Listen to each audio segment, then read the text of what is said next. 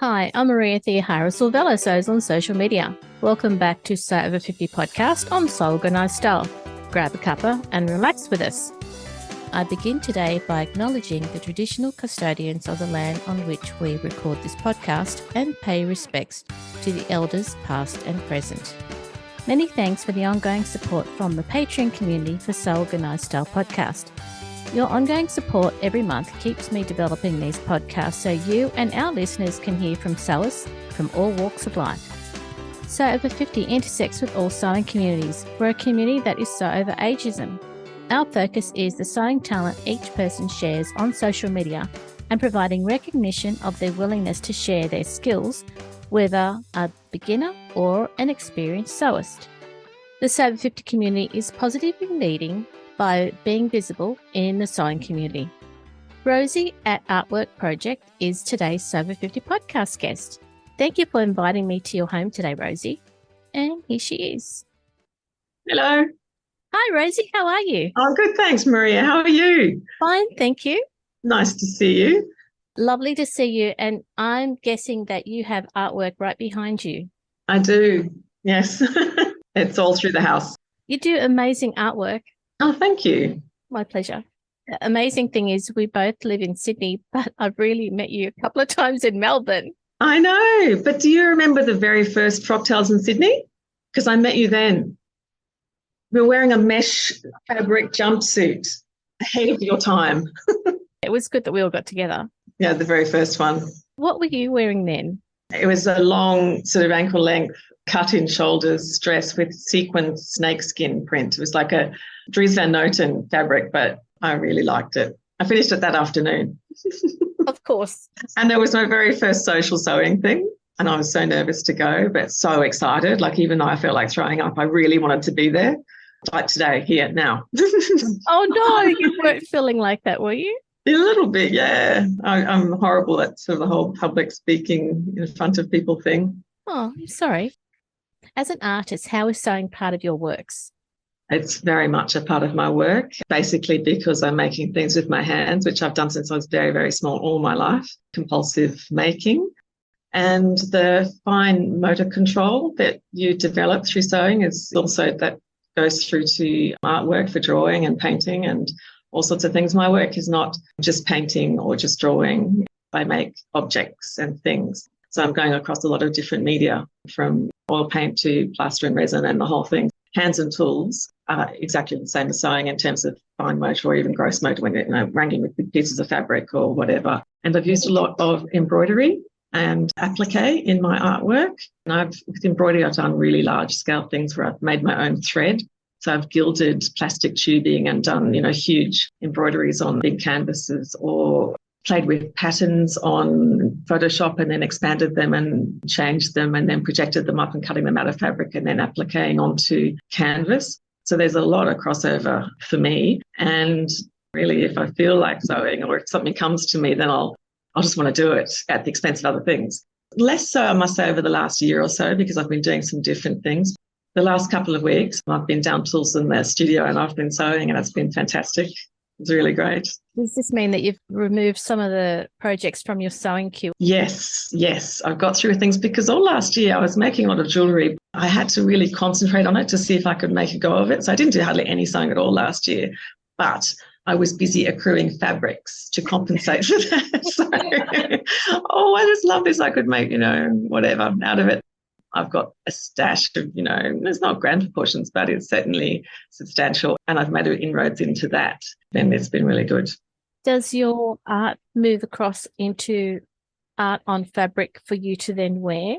Yes, I've done digital prints. My favourite is a painting that I made of my dog. His name is Puppy. She's now left us and we still miss her and talk about her every day like I am now. And I had that digitally printed onto some ponte and I made a long skirt out of it and I loved it. I wore it all the time. The ponte wasn't the best quality, unfortunately, so it did get used up, as it were. Yeah, I loved that. And I have done a lot of embroidery onto my clothes and not so much painting, though. And I'd like to try that. I'd like to do like sort of a crackle effect. I saw a Balenciaga years ago. They had a haute couture collection. They're making black rib clothing, so like a black rib top, and then caked it in white paint and then cracked it And I really love that. And I saved it from years ago. And I was just thinking about that recently. And also there's a Tom Ford dresses. He did black stretch clothing, fairly fitted, and he cut out some amazing patterns. And also I think Dolce & Gabbana have done that and appliqued these beautiful shapes onto fabric. And that's still on my to-do list. So does this mean you have a sewing mood board? Yes, I have my PDF pattern file hardwired to my documents. You wouldn't believe how often I go and pet them. The file called Fashion and Fabrics, which is separate to the PDF patterns, but that is well populated. But still, things that are genuine, years and years later, I still want to do. So there's a lot of inspiration out there. So it does sound like sewing is one of your lifelong hobbies. Absolutely. Yeah, absolutely. From when I was very small, really small. I remember making with my sister a toy. It was like a stuffed toy with a star-shaped head. And I was doing long stitch. We lived in Papua New Guinea, so there's no sewing machine, but we made a lot of things by hand. So I remember learning how to backstitch with my sister. Yeah, my mum always sewed, and my grandmother was the first one to do a pattern with me to take it through as a pair of hot pants when I was 13 or 14. Loved them, absolutely loved them. And that was the first time I'd gone from fabric to laying out on the floor and pinning with heaps and heaps of pins, which I don't do anymore, all of the pattern pieces and cutting out and sewing and then wearing with just such pride. I just loved them so much. It never stopped. It's just always been something I've done. Rosie, how did you develop your online name? Artworkerprojects, that came from my Instagram name, which is the Artworker term is one that has always made a lot of sense to me. When I was an art student in the late 80s, there was an arts advocacy group called Artworkers, the Queensland Artworkers Alliance, and I just loved it. I was quite a communist then, and I smashed the state, and I just loved it. They're art workers, just like they were factory workers, and what we did was work.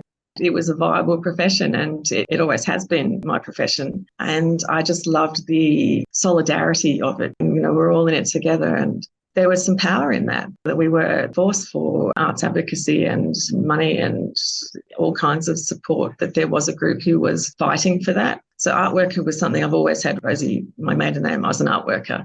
So then it came to Instagram, and I've made little projects of things, like something I really want to make, so I make it. So that's been a little project. So it was Artworker Projects because sewing had started on social media. That just made sense to me, Artworker Projects. It's what I do. Rosie, where can we find you online? I have my website, artworkerprojects.com, and Artworker Projects on Instagram. There's someone in your family who restores vintage sewing machines. Who's that? Yes, my husband. It's unexpected sort of turn of events. When Fit Trading, they moved from their store in Rockdale, and they had a vintage Singer sewing machine they used for window dressing, and they just put a call out on social media, if anyone wants this, you have to come pick it up. And I said, oh my God, I want that, because I started sewing on an old Singer, my grandmother's old Singer with a knee control, and I only got a modern machine when I wanted to do zigzag, and my old one just couldn't handle it. So I wanted to get another old Singer. And I saw it and I said, yeah, I'll come and get it. It was about like 3/4 of an hour drive in the end from where we live. And we picked it up. It was this beautiful green Singer and with a table and everything. We bought that, took it home, and my husband said, look, I'll just give it a really good clean. It looks like it's working, but I'll just clean it up. And so he took it apart and he labelled everything and he set it out in this sort of explosion of bits and pieces, so he knew exactly where everything was going to go back together. And he cleaned it and he put it back together and it didn't work. So he took it to, and there's a lovely man called Mal who's since retired, who did sewing machine services and repairs. And they just got on really well. He was bitten by a bug of vintage sewing machines, and he just loves it. He just absolutely loves it. And he's actually now got a viable business going here as a side hustle. And he buys them. He spends hours and hours on Gumtree and Facebook Marketplace and eBay. He often come home with a sewing machine in the boot of the car, and we've got, 10 or 11 of them here at the moment. He buys them and then cleans them up and makes them go, and then on-fills them. Sometimes, he'll sell them with still needing a service. Mm-hmm. He just lavishes them with love. And they're really interesting. Lately, he's been getting some old Elna machines, and they were made in the sort of the 40s and 50s, and they're very much of the munitions factory era. In Europe, some factories were made to manufacture aircraft or tanks and things like that. And some of those factories, they made sewing machines, and some sewing machine factories were used to make munitions. So they've got this fantastic army aesthetic. and they're quite blocky and constructivist and just fascinating things because they look like machines. They don't look like the modern computer things at all. They're really quite beautiful. Is that green Elna? Yes. Oh, that's gorgeous. Yeah. Isn't it? It's so special. A grasshopper. They're very collectible. Here's a story I'll tell. So I go to a local sewing group and I've got a Janome gem, which is a smaller version of my Janome at home. That's like the workhorse. A lot of sewers now travel and they'll sew with friends or they'll have a sewcation. And they're always looking to find smaller versions of what they have. And the one that always comes up is the lotus. Yes.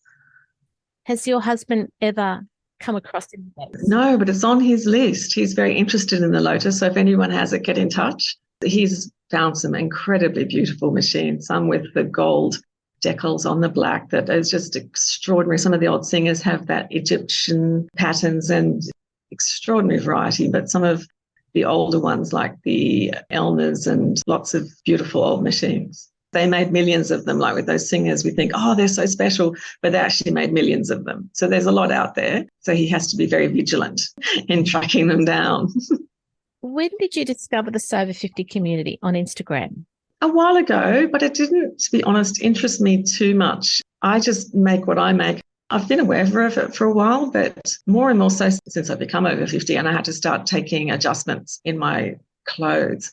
Always had no problem with getting things to fit before. So size 10, size 12, and it was just straight out of the packet. And I never really got into any of the adjustments, but now I am. And I look now for people with a similar body shape, which they end up being my age. My great friend Donna, who you know, we were the only sewing friends that we had back in the day. Donna went to uni with my husband, so we've known each other a long time.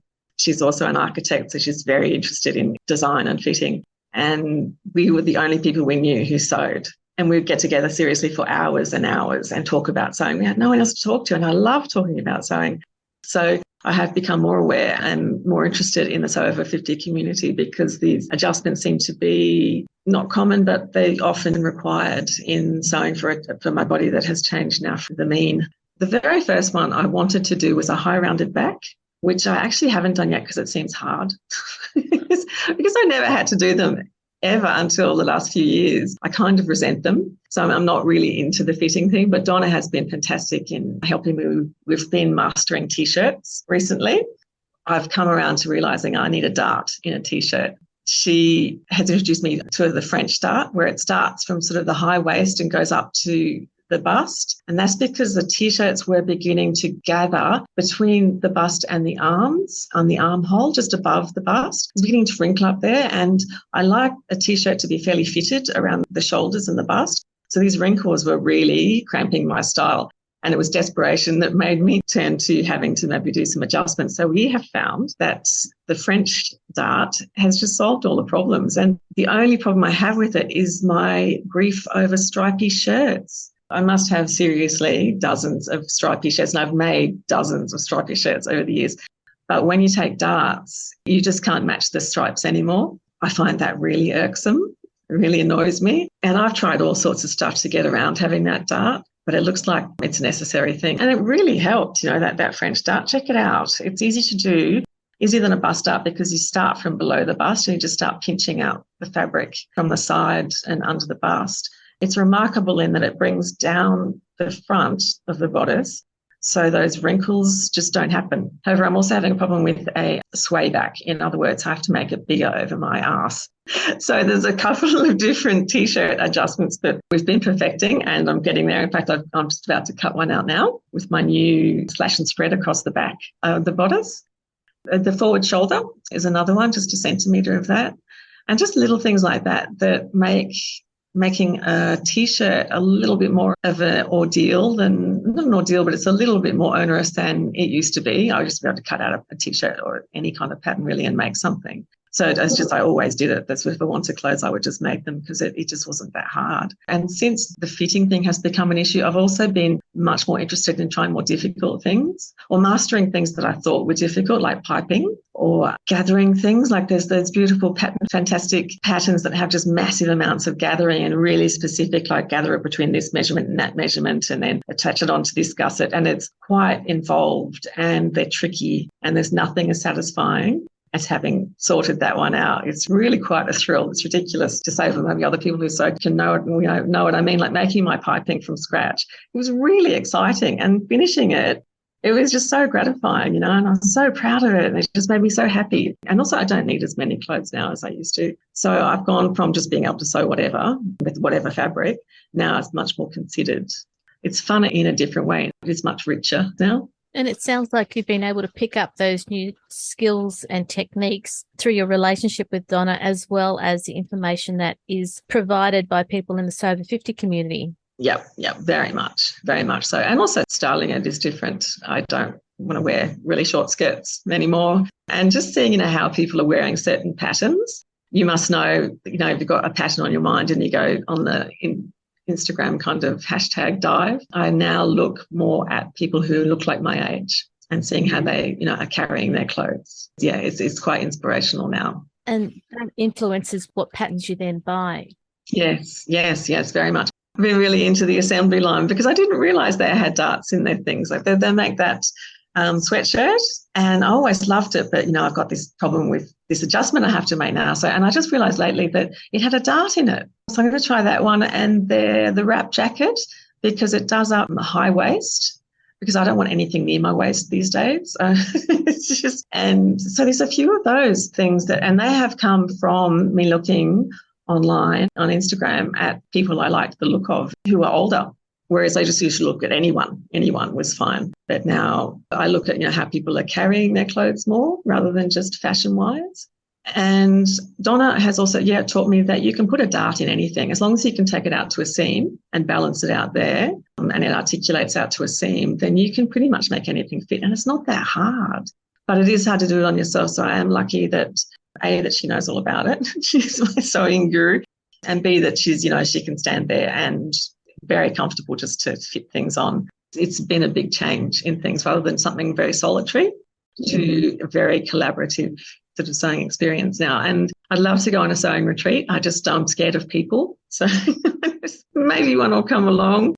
I'd love to do that kind of thing. I love talking about sewing. I can do it for hours, honestly. With artwork, it's very tricky because it goes so much deeper. And there's a lot of stuff to unpack, and even just on a technical scale, things I'm doing technically. And it's very loaded, personally and professionally loaded. So sewing is just such a circuit breaker on things because I can satisfy the need to create, which has always been with me, in a way that is not intellectually challenging, or maybe just is a little bit like with Pattern Fantastics designs, where it is a little bit intellectually challenging and also very soothing. There's the late incredible artist called Louise Bourgeois famously said that sewing is an act of emotional repair. And that is very, very true. I live that. And sometimes sewing is the only thing that I can do because it's so calming and satisfying on such a personal, emotional level that is not political at all. It's a way of self-care. Yeah, absolutely. Rosie, are there any pattern designers or sewing companies that you've seen that use older models in their advertising? There are. There's Pattern Fantastic, Nita Jane, and Tasuti, Colette and Lisa. Who else is there? The Assembly Line, LB Textiles. She uses a man, unisex pants. In fact, those Fremantle pants, I have made several of them. I love them. They just seem to fit. And if you have a pants pattern that works, cling to it, because adjustments just are really can be really annoying. I find it to be so. So who else I've got? Grain Line, Closet Core, and Helen's Closet, and Stocks, which has also been a new thing, a new revelation. They're just brilliant. I love the designs, and I love how unique they are because they're made quite specifically to a design. So that really, I find that very attractive, where they've been quite considered to work in real life, but to have a kind of design integrity to them. Lindy of Stocks Pattern made a blog post because there was the Berlin Fashion week that was happening. She's an Australian who lives in Berlin. Mm. And she made it quite clear that she doesn't follow fashion. She follows a design idea. Yeah, absolutely. That's exactly right. See, this is changing as well. It used to be that I was quite fabric driven, or that I had a specific design in mind. But now, things having changed, it's very much more design led. I just love those pattern companies that make those really interesting, well-considered designs. I find that to be really interesting to get into. And like I say again, it's so much more gratifying now that I have to work for it a bit, because I've just always done it. It's always been no real struggle to do. And now that it's not struggle, but now that it's being a little bit more problematic, I'm really finding it and finding these new companies and new designers to be so interesting. They really interest me. Well said. Interesting.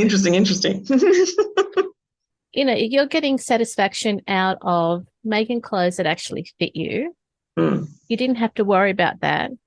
That is an issue now, but you're mastering it.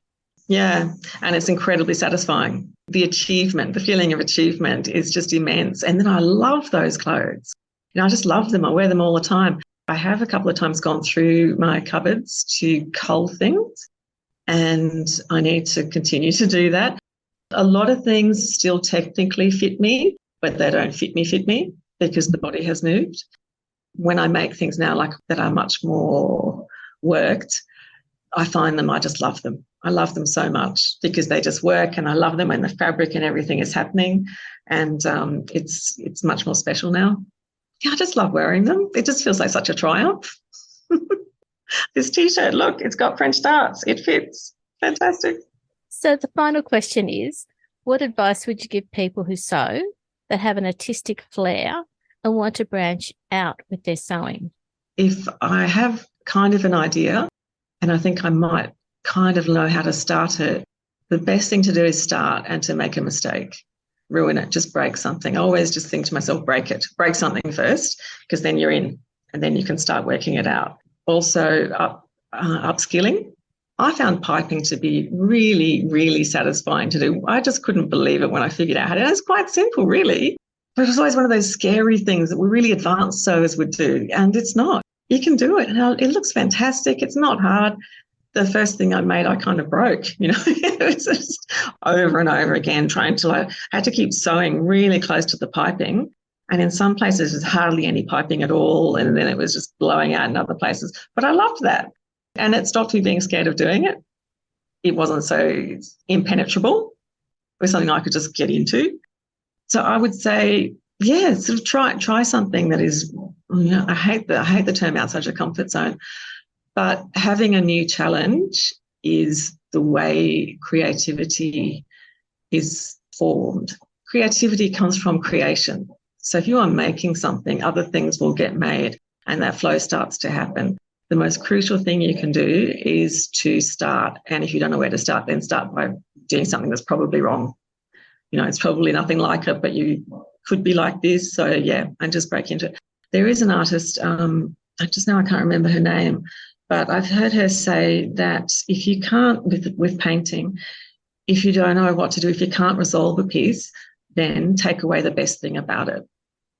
And that's hard, and it's not a life hack in any way, but it can work. If you break something or ruin it or just simply cold-bloodedly take the best thing about it away, you're in.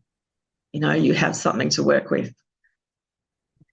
Rosie, thank you for talking us through how you now manage to get more enjoyment from sewing through your friendship with Donna, as well as the people who provide details on the Sew 50 account. Absolutely. Yeah, it's gold, absolute gold.